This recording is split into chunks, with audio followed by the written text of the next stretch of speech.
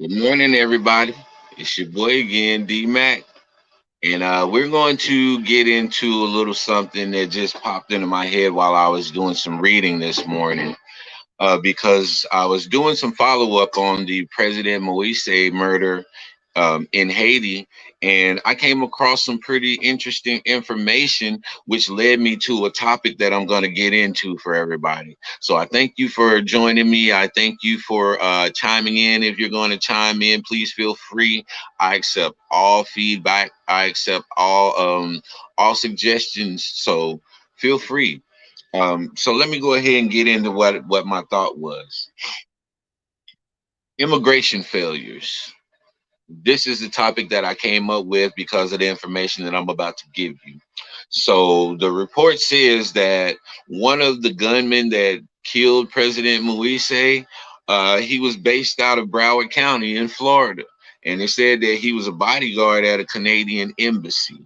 So, hmm, is based out of Florida. Isn't Florida where they supposedly took Moise's wife for her injuries to be dealt with at the hospital?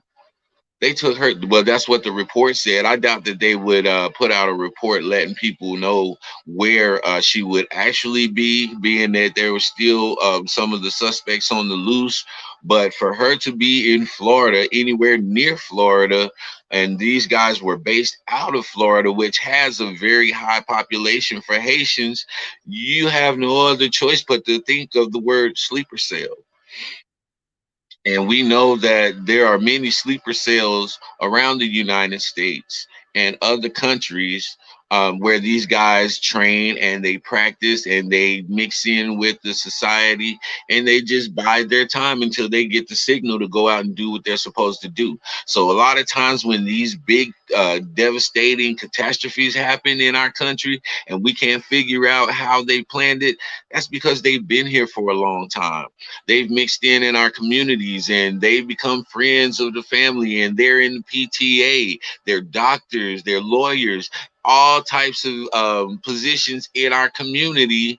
They've set up these sleeper cells, and these guys sit back and they do everything that we do until they get the word from their people to go forth and commit the crime or the damage that they're going to commit on our land. And we are so accepting of everybody through our immigration failures that we allow people to come into our country who got a good sob story. Oh, well, I'm going through persecution. Yes, everybody's going through persecution. We're going through persecution here. If you're a certain color, you're going through persecution here. We trying to find somewhere else to go for our people to have a better life. But you have these people who will come and say that we're being persecuted by a rogue government or a tyrant, and we need what is the word, sanctuary. And so they'll come into the United States, and the United States will set them up and everything, not knowing the whole time that they have an ulterior motive and they have instructions and commands to come here and pose as a refugee. And this is one of the things that Donald Trump was talking about that I kind of agree with him on, because we do have a lot of people coming over here claiming sanctuary when they have a whole different intent. And we're allowing these people to come into our country and set up and build, and next thing you know, we have an attack. Now, I'm not saying that all people that are immigrants and that are coming here to seek a better life are terrorists. That is not what I'm saying by far. But we do have to do a better job of vetting these people, because you don't know which one of them have been mandated to come over here and do something to us. This has happened time and time again in the United States, and we have to do a better job of protecting our people, Mr. President. Um, we were talking about what's going on at the border right now, Mr. President. This is not on Donald Trump. You still have children in cages, and you still have bad conditions down there at the border. You've even got a group who does absolutely nothing to do with child care down there at the border over these children. when that company has absolutely nothing to do with childcare, and the mother company is separating themselves from the situation because they don't understand why one of their sister groups is down there doing something that their job title doesn't even describe. You know, we have a lot of issues with our immigration policies. And I'm all for people coming over here and having a better opportunity and seeking a chance to make a better life for their family, if that's their true intention. But like I said, once again, if their intention is to come over here and set up shop and buy time so that they can attack us from the inside, we're doing a great job of allowing them to come right on in. And going back to the attackers of President Moise, the one guy that they're speaking about that was based out of Broward County, his name was James Salage. And once again, he was a bodyguard at the Canadian Embassy. So who else is involved in this plot to kill President Moise? Now I heard a journalist say, why would they kill their own leader? They're hurting their own people. Well, you have to look at this. President Moise was hurting his people. Like we said, they're trying to recover not only from COVID-19, which ravaged the Haiti people, but they're also trying to recover from not a hurricane. I keep wanting to say hurricane, but it's an earthquake. They're trying to recover from an earthquake that killed 300,000 people and put 1.3 million people out of a home. This is what these people are dealing with. And President Moise was given $13 billion to help his people, but the people are still dying. The people are still going without. And President Moise and his cabinet or whatever are not dealing with these issues. Same as America. You have the rich and the privileged who don't have to deal with these things because they have the means to be able to safeguard them and their family from it. But what about the poor? You know, and so this is the position that we put ourselves in a lot of times because when you allow greed to come in, there's a whole lot of things that come with greed. Hatred comes with greed. Murder comes with greed. You know, a whole lot of other negative entities come with greed. And these things ended up destroying President Moise because if President Moise had not have fallen into his greed and he would have done the proper thing and appointed a cabinet, appointed a parliament, and set up the government correctly as he was supposed to do and give the election, then the people wouldn't have been in such an uproar and felt like it was such a need to murder him. If he had not been caught up in so much corruption, just like many other leaders before him, he would not have succumbed to these things. I mean, you learn from the past. That is what we do. We past, we look at history so that we can see what mistakes we make again. That is the purpose of having our history recorded so that we don't continue to make the same mistakes. But yet and still, President Moise did like many before him and got overwhelmed by the greed and the access to all of this cash and other things as well. And this was the end result. He lost his life and potentially his wife's. And once again, we're praying for Miss Moise. But my thing is this. So this information is just coming out to the public about this one of the terrorists being based out of Florida, but I'm pretty sure they had this information beforehand. So why then would you take Miss Moise to the place where these people headquarters was out of?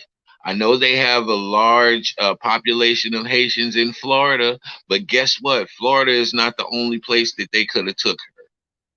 So this is really fishy to me. It's not making sense, and there's a lot more role players in the murder of Moise than what's being said. It's not just some mercenaries who came out and said that there's something that needs to be done about this man, and they came up with a plot. No, those guys was hired by somebody who had a motive. That's exactly what happened. There's too many holes in this story, and as more of it comes out, it's beginning to become more fishy and more fishy. Who's to gain by the death of Moise? Well, his political opponents in Haiti. That's one. But then who else would stand to gain from Haiti, from killing the president of Haiti? That's the question that needs to be answered. And once we find that out, then we'll begin to see the story unravel. Who's that? It said there's no telling what else they may be hiding from the public. Oh, that's a definite. We know that there's so much that's being hid from us as the public. That's like when the president is in office, anything that he does during his time in office um, is held for like 25 years or something like that before it can actually become public record. Why is that? That gives that president time to get past the statute of limitations on a lot of things, and he would not be tried for those things. So that's a great point that you made right there. I'm glad that you said that. Yeah, there's so much that's hidden from the public. And then once it all unfolds, a lot of times we have to make a decision. Do we want to trust what has unfolded and what is before our eyes now? Because we don't know if that's been manipulated information as well. So we just have to pray for discernment to be able to differentiate between what is false and what is true. Our spirit is going to bear witness, and God is going to bring confirmation to that truth. That's how that works. That's how I know that some things are true. Like I said, my spirit bears witness, and God gives confirmation of that truth. It may be through a person, it may be through a scripture, or whatever means He chooses to use. He used the donkey to bring a message to somebody, so God can use what He wants to confirm a message to you.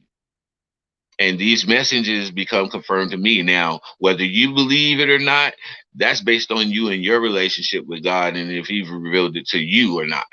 So I'll just leave that up to that. But I will say this, that this is a pattern in the United States, because the 9/11 attackers, where did they learn how to fly? Where did they do their training? Right here in the good old US of A. And we're starting to see a pattern with a lot of these terrorists. They're either training up here in the United States, or they're training in the Middle East somewhere. And why is that? Why is it the United States is a great place to train up terrorists? Because of our lack of immigration policy and our failures in the area of immigration. They know that they can come in through that with a sob story and a convincing cry, and have a couple of kids with them all dirty and looking like they're hungry and sad, and they can get in. And next thing you know, they're starting to build their trust with the people. They're starting to come into the communities and come into the workplace and all of this. And what's the same story they say every time whenever it happens? Well, he was always a great guy. He was nice, and he kept to himself, never bothered anybody. Yeah, that's the story that they always tell, but it's too late. Hindsight is 2020. And I've always, in my experience with people in life, those people that are really, really, really nice and don't have any problem with anything and just go along with everything, you have to be careful, because they're doing that for a reason. They don't want to bring any attention to themselves for a certain purpose. They don't do anything to bring attention. They're not going to get a ticket driving. They'll drive 40 in a 45 so that they don't bring any attention to themselves, because that is their mandate. Stay there, get in good, and when we give the call, it's time to make it happen. That's how 9/11 happened. These guys were standing beside us in the grocery store every day. These guys were dropping their kids off at the same daycare that our kids go to. These guys were flirting in the grocery store with ladies. You know what I'm saying? So America, we have to tighten up on our immigration. It's not racist to want to protect your country. Now, to single out a certain type of people and say that you don't want that certain type of people in your country, now that's where you start to touch on the racism. But when you say that, no, we want to protect our country, we don't want sleeper cells in our country plotting on us from the inside, I'll take that all day long, and I'll support that. that narrative right there. But if you're going to try to demonize the people in order to get us behind you, it's not going to work because America don't have as much racism as they used to. Well, I won't say they don't have as much racism. They don't have as much racial power as they used to. It's fading and it's slipping. So yeah, watch out for these sleeper cells. Broward County, y'all really have some work to do because it seems like you have a large population of immigrants, and anywhere where there's a large population of immigrants, there's no telling what's going to happen there. And that's kind of harsh to say, but it's the truth of the matter. We have to be truthful and stop worrying about people's feelings. Oh, they hurt my feelings by saying that, even though it was true.